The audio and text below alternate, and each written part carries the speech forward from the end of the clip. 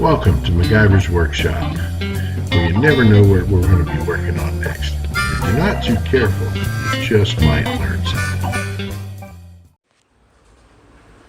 Alright, so basically what we're doing here is my buddy had this boat in storage, and how long have you said it's been since it run? 5 years. Whew. It's been 5 years since this boat's been run. So what we have to do is we got to take everything down and we got to pull all the plugs out of it, and we went in the I used my bore scope here, let me get it, and we went in and had a look at the cylinder bores, and I'll set you a segue into a little video of that where we're looking at the cylinders, see how rusted up they are. You never want to just bust this thing loose and crank on it, because you got that minor surface rust in the cylinders and everything. The rings might be stuck to the cylinder wall, so you want to take all the plugs out.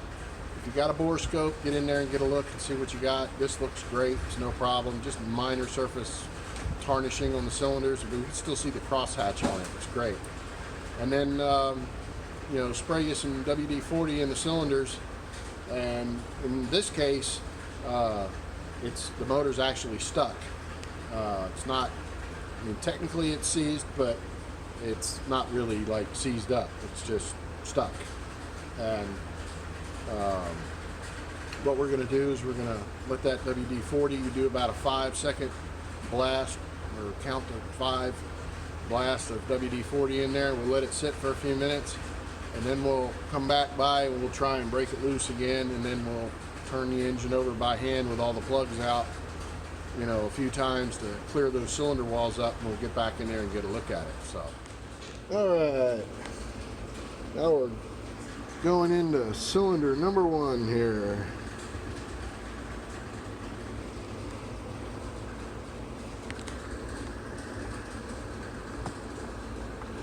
We're kind of looking at the cylinder wall here.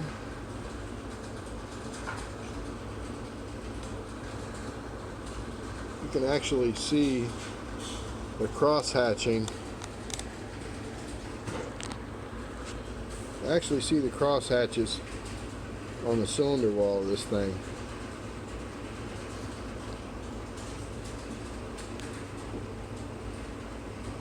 Let's go down a little deeper, see if we can get a look at that piston. There's the top of the piston. That looks pretty good.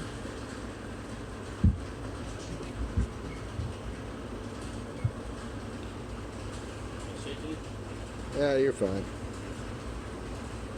Alright, so all we need to do really is we'll squirt a little bit of oil down in these cylinders and then turn it over real gently for a bit, because there's not a whole lot of anything to worry about on those cylinder walls. But you always want to be careful. Like I say, if you're taking a boat or a motor that's been stored for a while, you don't just go leaning on the starter right away, because if the cylinder walls have a bit of rust on them, then you can do some damage that way.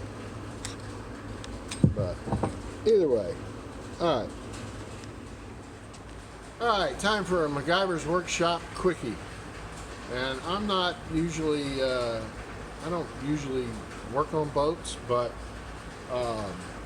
in working on a friend of mine's boat here, and it's not the same boat I worked on before, that project, that guy, the owner, decided to go in a different direction, so that's why that project kind of died as far as MacGyver's Workshop goes. But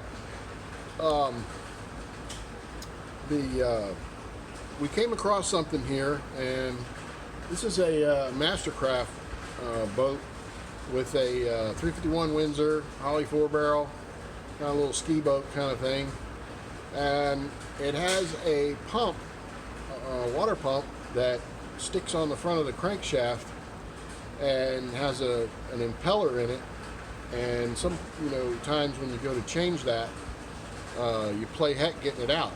So I'm going to switch my camera lens around here a little bit and we'll start talking about it. And here's his engine.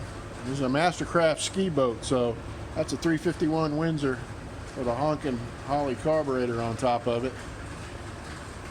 And we just changed the impeller on the water pump here. The engine water pump is there, but it doesn't really, it won't pull water through like it needs to from the lake or whatever. So that's why they have this crankshaft driven impeller pump on the front. And that leads me to a nifty, handy, helpful MacGyver tech tip. Alright, so this is the water pump that sits on the front of the motor, and it's driven right off the crankshaft, and it has this little rubber impeller in here. And of course everything's mostly brass, and that impeller gets stuck on that shaft in there pretty good, and getting it out can be a bit of a challenge, but I came up with something I think that works a treat for it. And the reason I think so is because the only other way you have of getting this thing out is like trying to take screwdrivers on each side, you know, and 2 screwdrivers and prying this thing out. And the problem I see with that is you're going to gall up the edge of this brass housing. So you can get this tool just about anywhere, and what it is it's designed to pull hydraulic or valve tappets out of an engine, and it just happens to fit in this bore just right. And if you go and you tighten this up and it spreads the thing out, I'm trying to do this one-handed here, sorry, and let me see if I can manage this. Alright, and then you just do that, and you're pulling it out straight, so you're not side loading anything, you're not galling anything up, anything like that, and that gets your impeller out easy peasy. So there you have it. There's your MacGyver's tech tip for the day that you didn't ask for, but I did it anyway. Alright, so we went ahead and drained the oil out.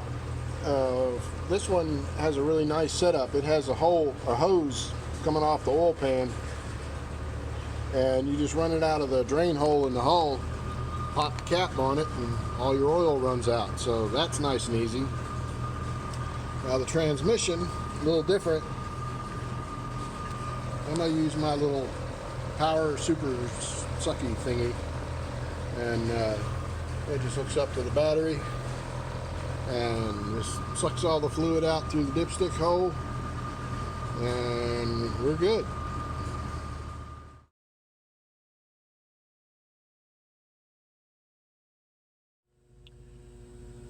Woo, morning.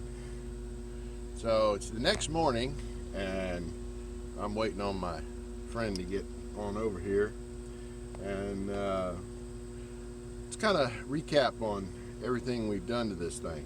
So it was put up in storage for 5 years.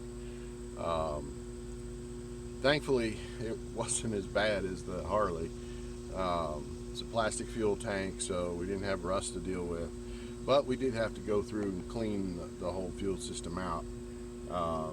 Change the oil, change the fluid in the transmission for the outdrive, and actually really not an outdrive, it's an inboard.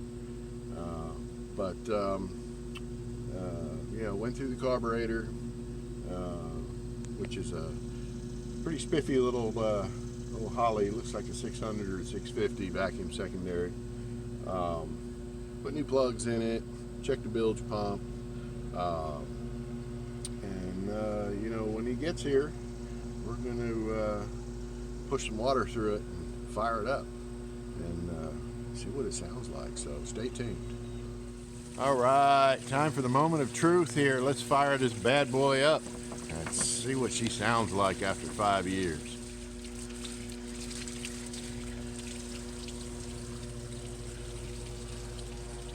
All right, Jerry, let her rip.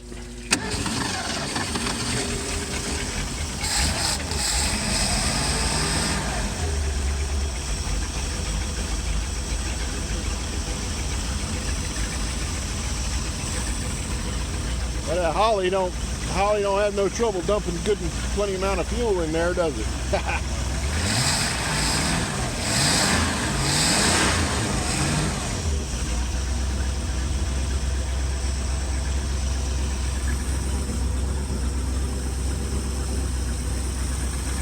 Yep, we're happy.